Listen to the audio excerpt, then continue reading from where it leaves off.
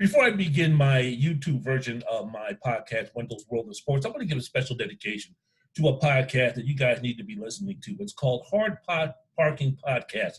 It's hosted by Jay Fenning. That's spelled JHAEPFENNING. Man, it's a really good podcast. I listen to it all the time. I highly recommend it.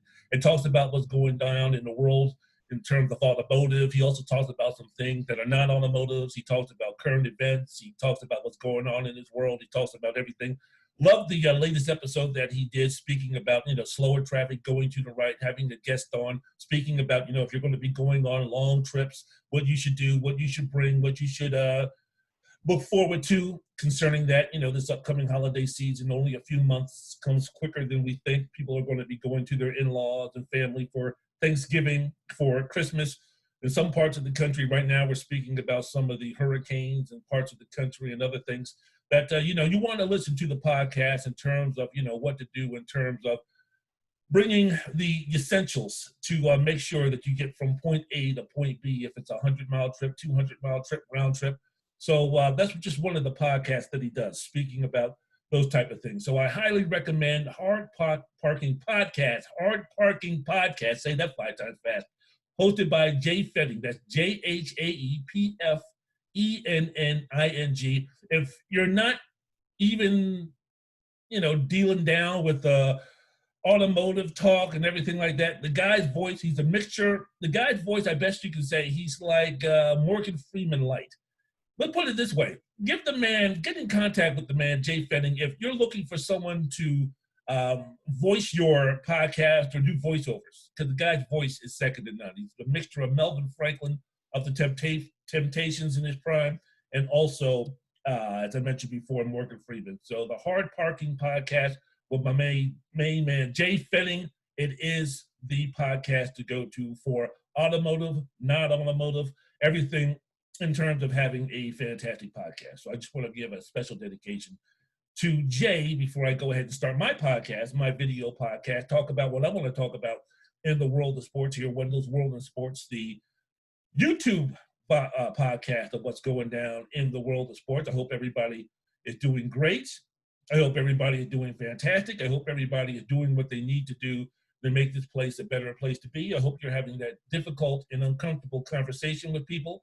The elections in this screwed up country is right around the corner. So whether you're for and against, to or fro, whatever, have that uncomfortable, awkward conversation with somebody. See what we can do to move this society in the right direction. Not for my sake, not for your sake, but for your children's sake, their children, so on and so forth.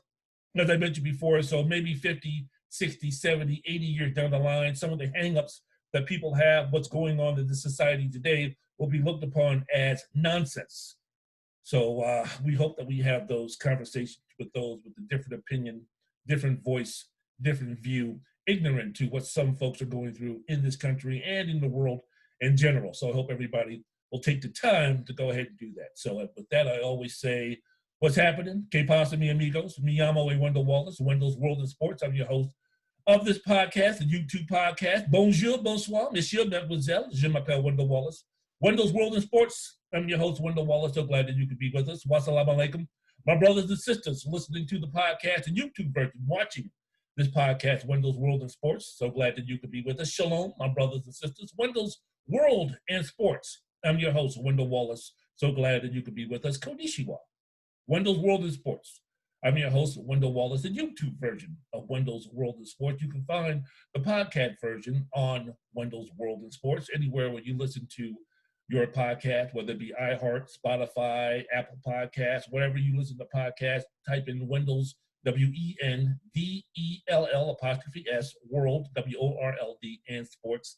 You'll see my podcast. Got a lot of things to be talking about. Again, when I usually do these videos, first of all, I just like to look at my ugly ass self for about a half an hour or so, see if I'm losing any weight, see if my hairline continues to recede, see what's happening on that end, and also just, a different way of giving you what I usually speak about on my podcast. I also have a Facebook page, The Wendell Wallace Show, where I give them my rants and raves about what's happening in the world of sports and the things surrounding the world of sports in which we live in which affects the world of sports, give you my thoughts and opinions about that. So this is just another way of me to give you what I'm thinking, what I'm feeling currently, what's going on in the world of sports and the world around it, which affects what's happening in the world of sports. So on my podcast, which is going to be coming out no later than Wednesday, got a lot of things. Of course, I'm going to be speaking about week 2 of the NFL. I'm going to be speaking about the NBA playoffs. I'm going to be speaking about the Lakers Nuggets, speaking about the Celtics and Heat. But mainly it's going to be, I'm not really going to be too much about college football. I know that the schedules have come out for the Big Ten, so I'll get into that a little bit later. I thought that the Big Ten was not going to be playing football this season, but, because of a lack of gall, a lack of backbone, a lack of testosterone, a lack of balls, I'd like to say that they caved and decided that they're going to play. We all know where the power, I guess, is when it comes to the Big Ten conferences, not the presidents, not the ADs, not the commissioners. It's all about a couple of coaches with highly successful programs in the Big Ten who like to flex their muscles. So, hey, Ryan Day, your second year at Ohio State, already, wavering that type of power. Nice job, man. Have that type of power. I guess, if you have it, why not use it, right? So that's one of the people who went ahead and was whining and complaining and talking about we need to play, we need to play, we need to play. And again, it's just a matter of time once people started whining and complaining, parents more interested in their child playing football, I guess, more than them educating and getting their degrees or moving on with their lives, were speaking up, politicians got involved. So when that avalanche came down upon the Big Ten didn't have the presidents, didn't have the commissioner to basically say, fuck off, this is our stance, this is what we decided to do, go fuck yourselves if you don't like the consequences, you don't like the outcome of it.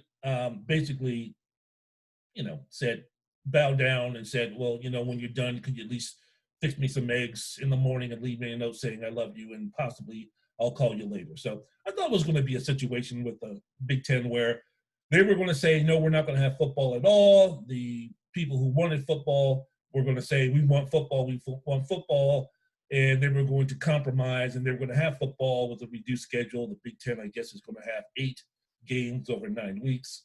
All right, got Ohio State in position to play in the playoffs if they go ahead and win out. So, all right, congratulations to the mom and pop stores. Congratulations to the economy. I'm glad that you folks are going to be able to survive somewhat, working, surviving off the backs, relying on the play, relying on 18 to 22-year-olds who aren't properly being compensated for putting their lives or putting their health at risk to play football. But we shall see.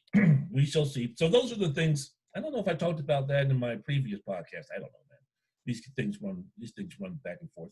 So those are some of the things that I'm going to be talking about, football. Hey, man, so, for all you Dallas Cowboy fans, where do we stand? What's happening now? Okay, is Dak worth the money? Is he the franchise quarterback? Because he played great on Sunday. He played great. Now, the first game against the LA Rams, he was all right. He was good. He was solid. He was professional. He wasn't the reason why the Cowboys lost. Yes, he teetered in the fourth quarter. Yes, he didn't perform in the second half. And I made the comment on my podcast, the podcast before, and I think it came on here on my YouTube channel, and made the comment that based on that game against the Rams, that if you're looking to sign Dak Prescott to a 4 or 5 year contract, which is going to give him an average salary, base salary of somewhere around 38, 39, 40, $41 million, you better think again. So now he goes ahead, home opener, about 20, 21,000 people in Jerry World, plays the Atlanta Falcons, throws for, has a really good game, leads to comeback. So now where do we stand? What's going to be happening now? And for Cowboys fans, I can tell you, we did the same thing in Washington when it came to Kirk Cousins, when it came to the Washington Snyderskins. Every single game, every single quarter, every single time, every single Monday, it was about Kirk Cousins. Is he going to stay? Is he going to go? Just to give you some background, Kirk Cousins took the job over from RG3, who for 1 year was the darling upon darlings of the Washington, D.C. area. when he sputtered and when he failed, Kirk Cousins came in.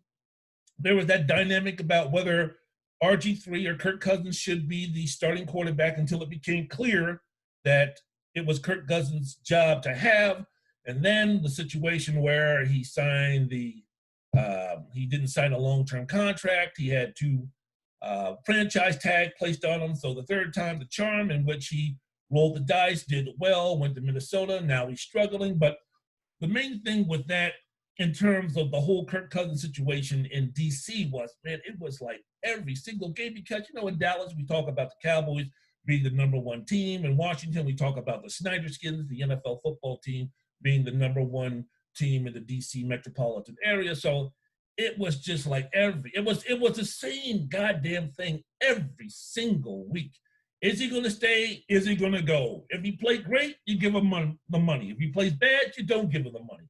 You let him go. So I'm just wondering now, on the radio stations and everything in Dallas, what are y'all going to be talking about now? So are we now going to give Dak Prescott the money? Are we going to say that he's worth the money? It's going to be a situation like this. And get ready for it. Get ready for the roller coaster ride. I said it before, and I'll say it again. I think Dak Prescott, with the market that's going on right now, I think he's somewhere between a $35, $36 million quarterback. You pay him 4 or 5 years. You give him a whole lot of guaranteed money. You give him a nice signing bonus. He ain't Patrick Mahomes. He ain't Deshaun Watson. You still got Josh Allen. If he continues to play in a couple of years, he's going to break the bank in terms of being a quarterback who can be making a bunch of money. If Lamar Jackson continues to play like he's playing, he's going to be the guy that's going to break the bank in terms of money that he's going to be making. So I don't think Dak Prescott on a consistent basis is that guy. Dak Prescott's going to have another week like he had against the Atlanta Falcons, another 3 or 4 times, but he's also going to have games like he had against the LA Rams another 4 or 5 times, and the rest of the times he's just going to be good. And that's what Dak Prescott is. He is a good quarterback. He's not elite, but he is a good quarterback. If you surround him with good talent, he can take you to a Super Bowl. If Jimmy Garoppolo can take the San Francisco 49ers to a Super Bowl and come very close to winning it, then there's no reason why Dak Prescott cannot do the same thing with the Dallas Cowboys if they put talent around him. Now, you can sit there and talk about, was it really Jimmy Garoppolo leading the San Francisco 49ers to the Super Bowl last season, or was it mainly that defense carrying Jimmy Garoppolo to the Super Bowl? You can make an argument for both. My thing is that, look, the whole deal with Dak Prescott, if you're Dallas, you have nowhere to go.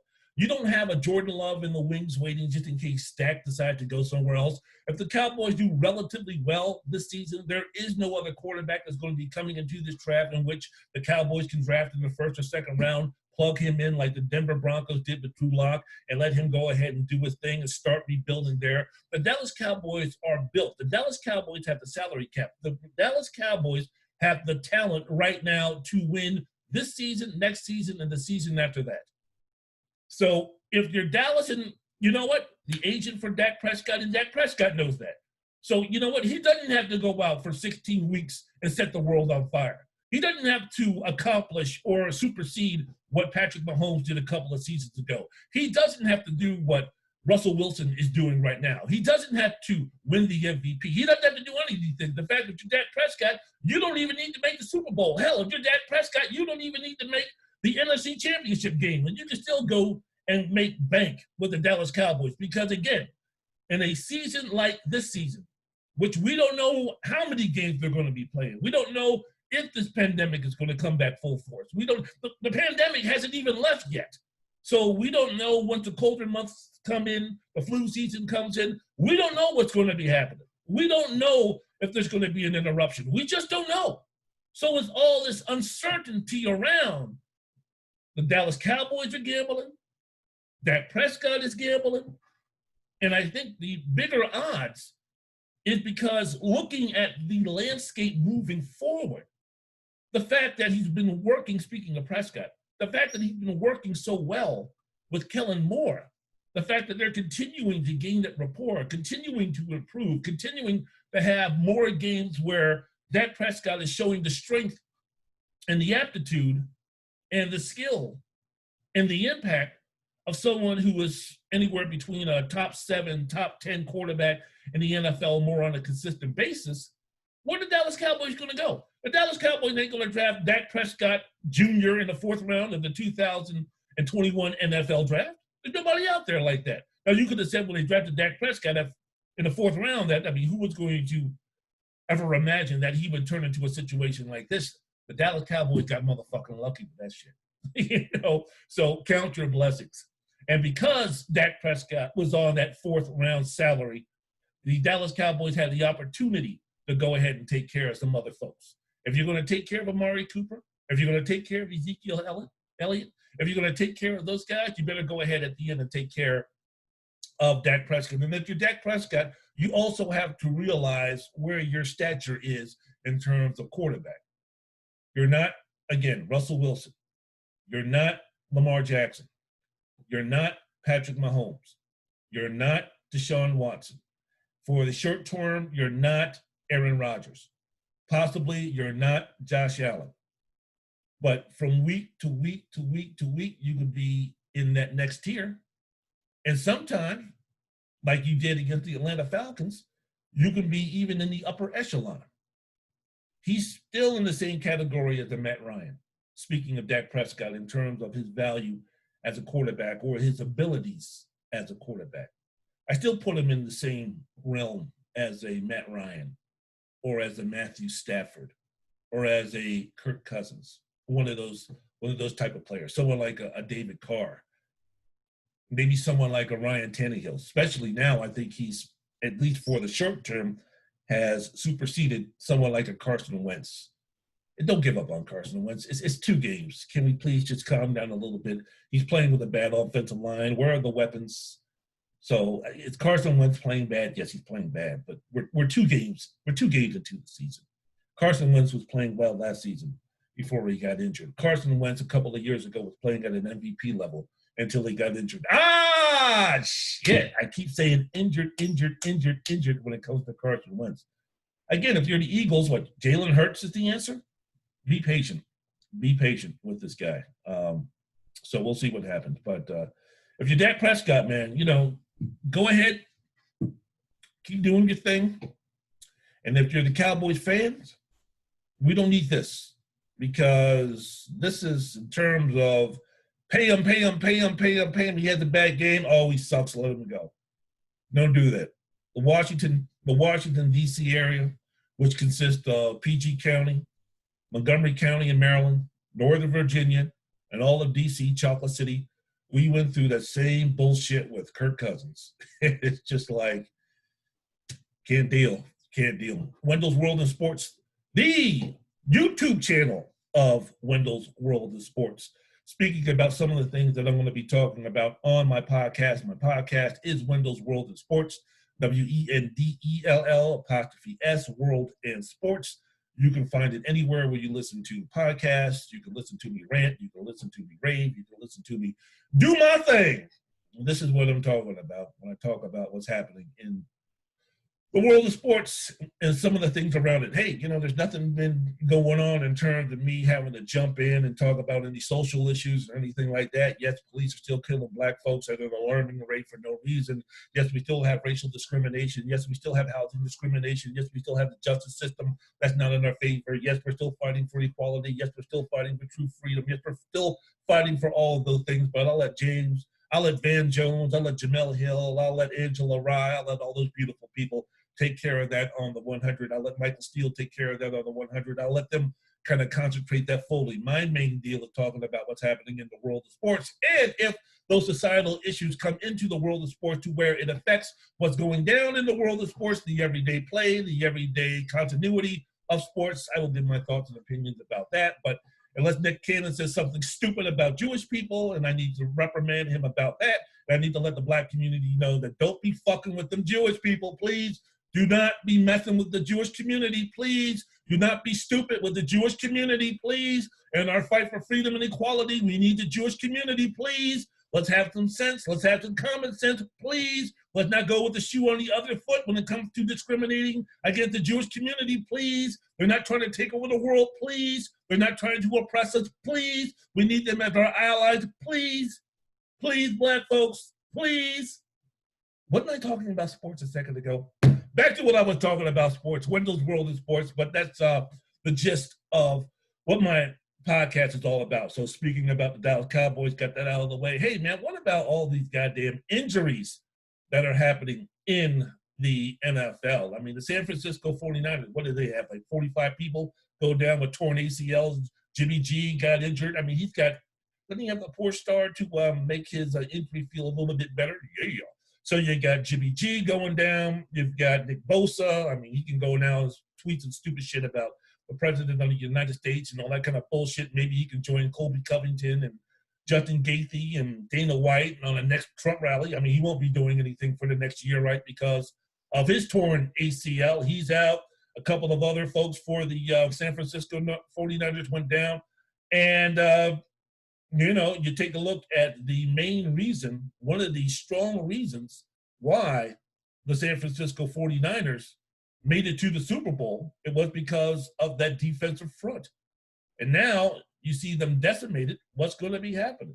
You see a whole lot of injuries. You see Saquon Barkley, he's lost for the season because of a torn ACL. And for those who want to sit there and talk about, well, the preseason, that's the reason why, we shouldn't have preseason games.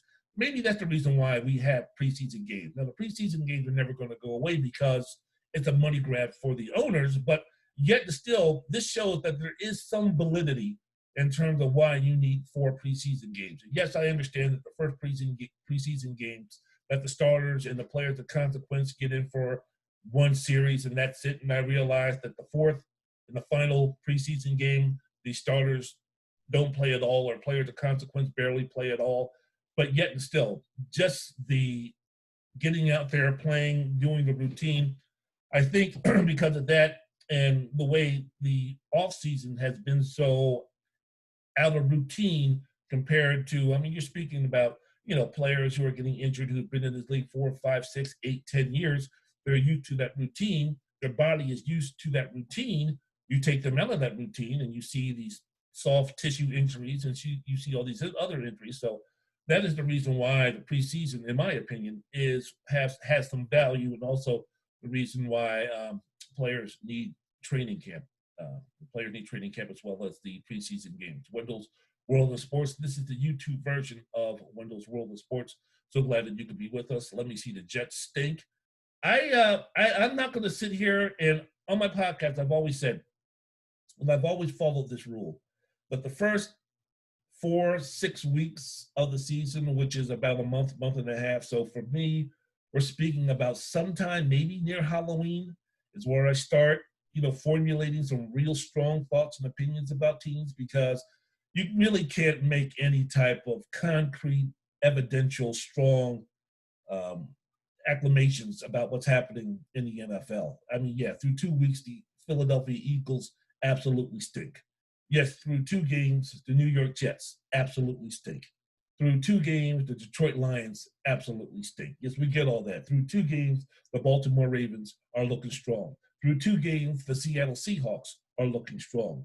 Yes, through 2 games, the Kansas City Chiefs are looking pretty strong. So when you're speaking about teams with that talent or teams with the lack of talent, you can pretty much get a good idea of where they're going to be going. But when you take a look at teams, say, like the Philadelphia Eagles, I'm not ready to sit there and talk about this coach needs to be fired, this quarterback needs to be benched, this team is a dumpster fire, this team's a wreck, this team is horrible. Just like if I'm a fan of the Chicago Bears, I'm not talking about, we're the NFC Central Division, NFC North champions.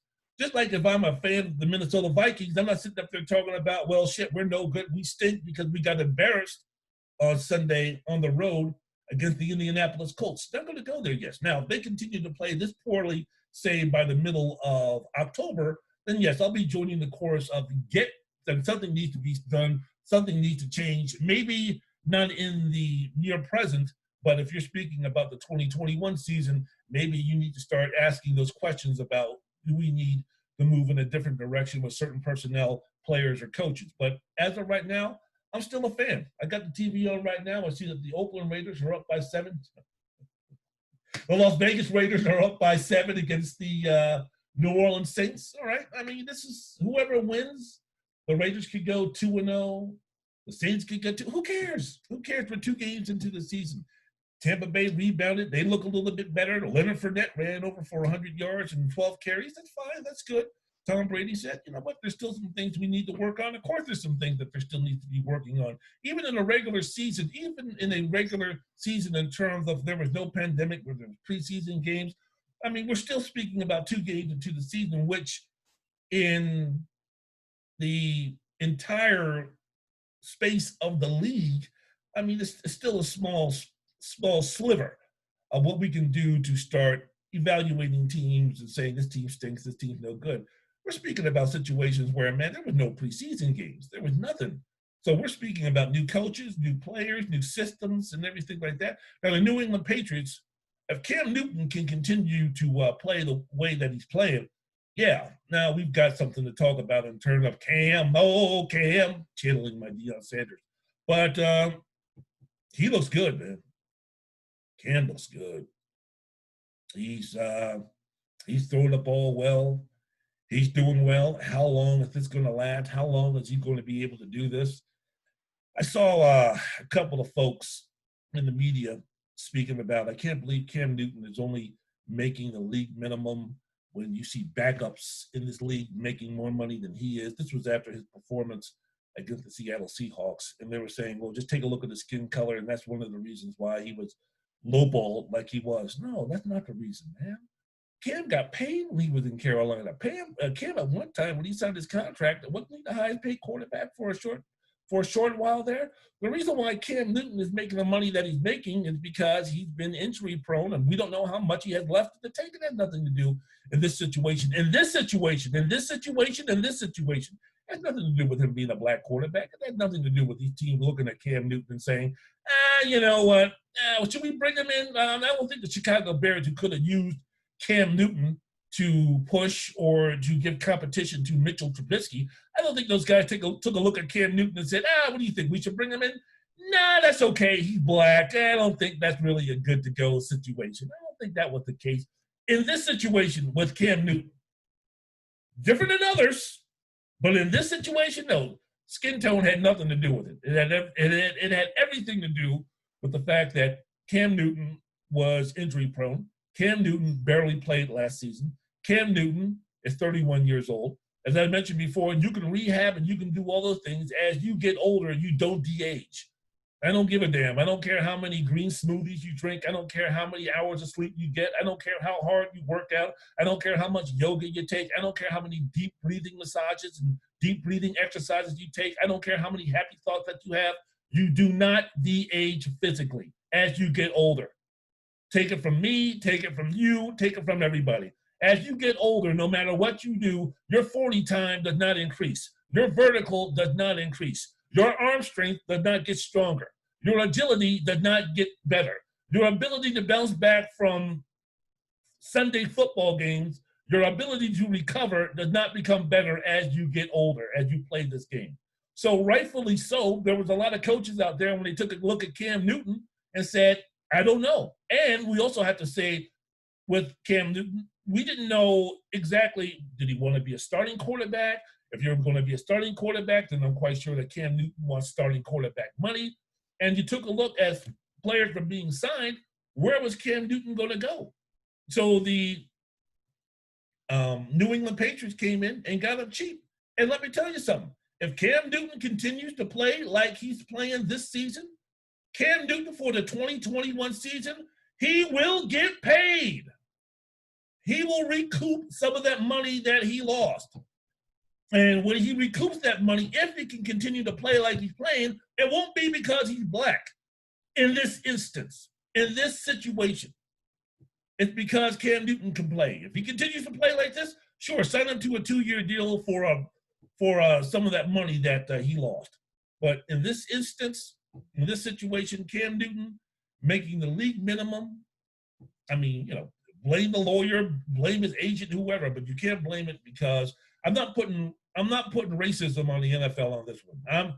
I don't give the NFL owners that much leeway or that much credit or that much, whatever when it comes to those type of things. But in this situation, when it comes to Cam Newton, the fact that he didn't get the money that a backup quarterback would have gotten in the NFL had nothing to do with the skin color. At least very, very, very, very, very minimal reason why Cam Newton got paid like he paid. It wasn't because of his skin color. Wendell's World of Sports. This is the YouTube version. You can check out my podcast and the things that I'll be talking about. Just bouncing from topic to topic, space to space. I'll be putting it out either tomorrow or Wednesday at the very latest, speaking about what's going down in the NFL week 2 and those type of things. But, you know, when I go ahead and do my podcast, this is normally the way I do it. I got my notes on the computer. I got my microphone up. I got my things ready to go. And I just rumble, man. I just go ahead and do my thing. Pick my music, pick my Otis Redding, pick my beats, pick my James Brown, pick my OJs, pick my songs that I like to kind of get up a groove to, pick my Levi Stubbs that I like to groove to keep me going because my podcasts are long. Believe me, y'all, I'm cutting back the podcast. I ain't going to be doing no more 2.5-hour podcasts, maybe 2 hours, hour and 45 minutes, something like that. But, you know, when I start rocking and rolling and moving and grooving and making sure my style is improving, you know, I look at the clock and I'm like, oh, shit, I was rambling so much and now we got up to 2.5 hours. Good night, y'all. But, you know, that's my deal. Oh, the Raiders up 24-17. All right, cool. So, yeah, so, you know, check out my podcast, Wendell's World of Sports. This is the YouTube version of it. Wendell's World of Sports, which you can find on Spotify, iHeart, Podchaser. I don't know, man. It's all over the place. Type in Google me. Wendell's World of Sports. I'm your host, Wendell Wallace. Let me end very quickly with the NBA. Great stuff going on right now. Ooh, why is everybody talking about Game 4 of the Eastern Conference playoffs between the Boston Celtics and the Miami Heat? Why are they calling that a war? Game 4 should be a war, y'all. No, it ain't. Ain't nobody in the Boston Celtics Miami Heat game going to be dying Game 4. Jason Tatum ain't going to be coming out with no weapons. Maybe that jump shot, maybe that dribble drive, maybe you can say them basketball skills are going to be weapons. But Jimmy Butler, Tyler Hero, Duncan Robinson, Brad Stevens, he ain't going to be coming out with no goddamn weapons looking to kill nobody. This ain't a war. This is going to be a very competitive, intense basketball game. I hate when motherfuckers use the word war. Stop. This ain't a war. This ain't a war. Especially in the times that we're living in now. Do not say war. Just like don't equate $1 million athletes with slavery. Don't equate anything with Hitler. Don't equate competition with war. Not a good look. Not a good look. I know folks who do that aren't horrible people or bad people, but it makes me cringe when I hear the word, this game, it's going to be a war. Don't go there. Don't go there. It's going to be a very intense, highly fought. I don't even know if thought's going to be the word because those guys aren't going to be fighting each other either. But you know, semantics. But it's going to be a great game. All this stuff that happened after Game 2 with the Boston Celtics, Marcus Smart and Jaylen Brown in the aftermath of Game 2, shouting and screaming and all that kind of stuff. About Brad Stevens, I'm like, yes, I love it, man. I love it. Now, a lot of those guys don't come to blows. It's like, I love it right after the game. It's emotional. It was fix my glasses. It was a tough loss by the Celtics. They're down 2-0. You know, it's heated. It's absolutely heated. But if I'm Brad Stevens, you know, I'm sitting up there going, all right, I'll let these guys scream, shout, do their thing. As long as there ain't no blows coming between those guys, that's cool. And then when everything's settled down, when they have their time to, you know, compress or digress or whatever you want to say, decompress, I'll call them in because it's all coming from a place of I want to win. It's all coming from a place of we, not me. Marcus Smart wants to win. And Marcus Smart wasn't upset because he didn't get enough shots or he wasn't featured enough or he should have been playing more or those guys should have passed me the ball more. It wasn't, at least from everything that was reported, it wasn't anything about that. And Jaylen Brown was like, hey, man, all right, you know, this, that, and the other. Let's not fray apart. Let's not fracture. Let's not do this.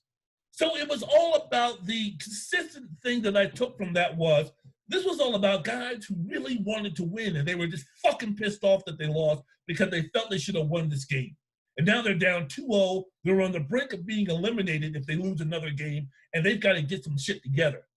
And it wasn't the fact that when they lost game 2, it wasn't the fact that they were out executed. It wasn't the fact that, Miami hit some heroic shots and all of those type of things.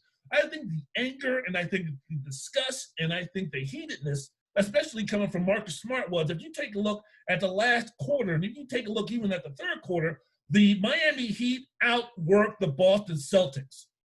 They outworked them, and that's unacceptable. And that should be unacceptable in a situation like this. I mean, you miss shots, fuck it. If you miss a defensive assignment, damn, don't let it happen again, but it happens.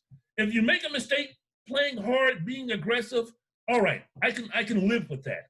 But damn, in a situation like this, when you're playing a team in Miami who knows nothing but going 100% for 48 fucking minutes, you can't let your guard down. You can't relax. You can't exhale.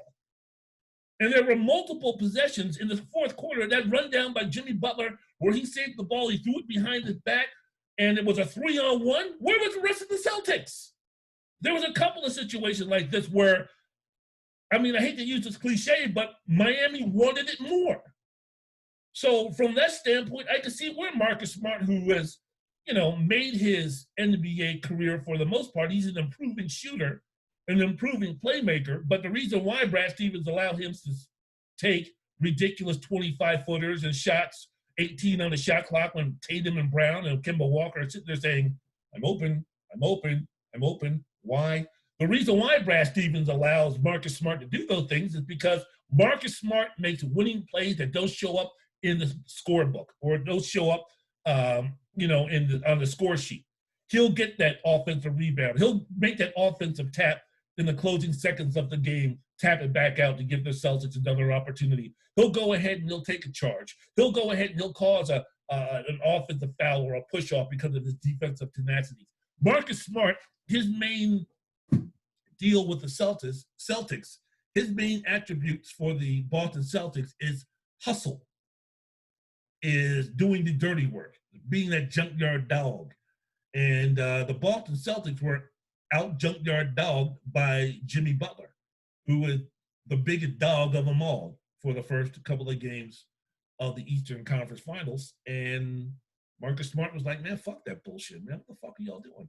So, that came to head, and it was, if they lose game 3, the argument was the reason why they tore apart. If they lose this series in 4 or 5 games, the argument, that's the reason why everything, the blowout after the blow up after game 2 was the reason why those guys fractured and this, that, and the other. And if they win, it's like, well, that was a galvanizing deal, the situation after that. I don't play into that bullshit, man. Boston just realized that shit, we've got to play harder. We've got to play better. We've got to want it just as much as the Miami Heat. And Jaylen Brown came out guns a-blazing, taking it to the hoop. Kemba Walker played much better in game 3. Jason Tatum continues to be consistently good, not great, but very good. And if they can do that, we'll see. We'll see. One thing we know, the Miami Heat aren't going to quit. And I got the feeling watching game 3 that if that game had gone on another 5 minutes, the way the Heat were coming back with about 2 minutes left to go in the game, ultimately I think the Heat would have won that basketball game. But the NBA, the games, even the playoffs, are 48 minutes, not 52. So the Celtics, you could say that they hung on to win the game, but it was a good, hard, clean, professional victory. And I like the way after the game, the Celtics walked off the floor. They weren't celebrating. They weren't high-fiving. They weren't like, we got this shit. Hopefully they keep that mindset. If you're a Boston Celtics fan, they keep that mindset going forward into game 4. But Gordon Hayward, who I thought when they said that he was going to be activated for game 3, I was like, well, why? How is that going to turn things around? You're talking about a guy who hadn't played 5-on-5 basketball for about 4 or 5 months, or 4 or 5 weeks, excuse me. I mean, what's the most that he can give you? 10, 12 minutes at the very most? And you speak about rust, you speak about, the fatigue factor. I mean, what can he do? Boy, did he do a lot by scoring only 6 points. His presence was was felt, impactful. So we'll see how the turnaround from Game 3 to Game 4 for Gordon Hayward is. Wendell's World of Sports, the podcast version being filmed on YouTube, looking good, feeling good. So let me end with the Los Angeles Lakers. Game 2, Anthony Davis hitting the game-winning shot for the Lakers. I don't get it, though. I don't get it. When I saw AD hit that shot, he yelled Kobe, and he was being mobbed. Vogel, after he hit the shot, everybody was mobbing AD. Vogel just had this look of just like, yeah, I'm glad we won, but damn, what are we doing blowing a 16-point lead to this team? The play in the second half, if you're a Laker fan, was sloppy. LeBron 2 for 9 in the second half after having a strong first half. Man, I mean, you can almost say, I don't know what, the Denver Nuggets are the Miami Heat of the Western Conference. You can say the Miami Heat are the Denver Nuggets of the Western Conference in terms of they're going to play you hard, man. They ain't going to quit. They are not going to quit. If anything, the Los Angeles Clippers, if the Lakers watch the Los Angeles Clippers series against the Denver Nuggets, they should know that. So the play in the second half was very sloppy. Loved the battle between Nikola Jokic of the Nuggets and AD of the Lakers. But when AD turns and faces 12, 17 feet away from the basket, especially on the left-hand side of the court, it's dangerous. It's dangerous for the Denver Nuggets. But I still think this is going to be a series. I still think the Lakers are going to ultimately take this in 6. But I think that this is still going to be a series. I'll look into it a little bit more. I also want to talk about LeBron James complaining that he didn't get the MVP. For those who are sitting there calling him whining and crying and all this kind of stuff, for all of you guys, and I know most of those who are LeBron haters are Michael Jordan lovers, especially from my generation. For those who want to sit there and call LeBron a whiner and a crier, and I can't believe he's doing this, that, and the other, go back and watch The Last Dance again with Michael Jordan. And look at how many times that he used any little slight whatsoever to get himself motivated. Clyde Drexler walked past me and he didn't smile at me. So I was like, fuck that. I'm going to just murder him on the basketball court. When they were speaking about, Drexler, that he could be a possible rival, and that just burned Michael Jordan, and that's just fueled Michael Jordan, and he just wanted to destroy this guy. Don't think the times when Charles Barkley, don't think the times that Karl Malone, don't think the times that those guys won MVP. That didn't just get under Jordan's crawl, but because all of you jackasses are Jordan lovers, where Jordan can do no wrong. It's like, oh man, isn't that unbelievable? His competitive level is so high. He's so intense. This, that, and the other. LeBron would never do that. Well, LeBron's pissed off because only 13, 16 people voted him for MVP. Oh, that's so petty. Are you kidding me? He's going to get worked up over that. No, what a jackass. This, that, and the other. Giannis was the MVP, but depending upon what your definition of MVP is, LeBron could have been the MVP. For me, because of what he did during the regular season, from the beginning to the end, what he did on both sides of the court during the regular season. There's two MVP awards, one for the regular season, one for the playoffs. In the playoffs, Giannis definitely not MVP. Regular season, Giannis definitely MVP. So you can say here, and I agree, the NBA likes new stories. The NBA likes something new. To just give it to LeBron every single year just because he's the best player in basketball, it's really not fair, especially when there's been documented times where basically LeBron has taken time off, and during the regular season, he's half-assed it during the regular season. Just because he's the best player in the game when he wants to be doesn't mean that he should automatically get the MVP. So I think Giannis was a good choice, was the right choice. All right, man, I'm done. I'm out of here. I want to thank you very much for listening to this YouTube version of Wendell's World in Sports. I hope everybody is safe. This pandemic is still out here. This pandemic is still killing people. COVID is not going anywhere. And for the Black community, COVID is definitely wreaking havoc, and it ain't going nowhere. And we see right now the jackass that's in the White House right now ain't going to do anything to help us out to begin with. in terms of the COVID or anything else. So we're basically on our own. So be safe, be smart, use common sense, don't be hubris, don't be arrogant, don't think that the light at the end of the tunnel, we've seen it, we've gone through it, we're there, we ain't out of the woods. I don't know of any other cliche that we can use, but Black folks, poor folks, for folks all over this country, for folks all over the world, be safe, be smart. Hey man, can we love each other? Can we just get along with each other? Can we learn something new about each other? Can we respect each other? Can we listen to each other? Can we learn from each other? Can the dominant people in this society for once, for 5 fucking minutes, shut the fuck up and listen to folks try to educate them about what we're going through and what we're dealing with and what we want done and how we can get it done and how we need your help to get it done? Could you motherfuckers just goddamn listen for 5 fucking minutes and actually respect what we have to say and learn what we have to say? So maybe that you can go across the tracks and teach those other hard-headed folks about what we're going through so we can become together as one. True equality, true unity, not on y'all's terms, but on everybody's terms. Can we do that, please? It would be nice. It would be nice. The Jewish community can get along with the Black community, and the Black community can get along with the Asian community community can get along with the Hispanic community. If the rich community can get with the poor community, if the Jewish community can get with the Catholic community, if the Republican community can get with the Democratic community, if the fat people can get along with the skinny people, if the good-looking people can get along with the ugly folks, if the gay people can get along with the straight folks, god damn, how great would this world be? God damn, how much easier for people who look like me with a skin tone like me could be.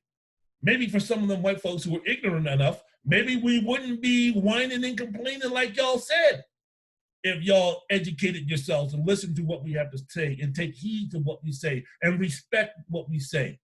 For real. We'll find out in November how real y'all really are, throwing up the power signs, talking about Black Lives Matter, protesting and all those things. Get out there and vote. Change this country, change this society for the better. Wendell Wallace, Wendell's World in Sports. Check out my podcast, Apple, iTunes, anywhere you find podcasts, and I'll see you.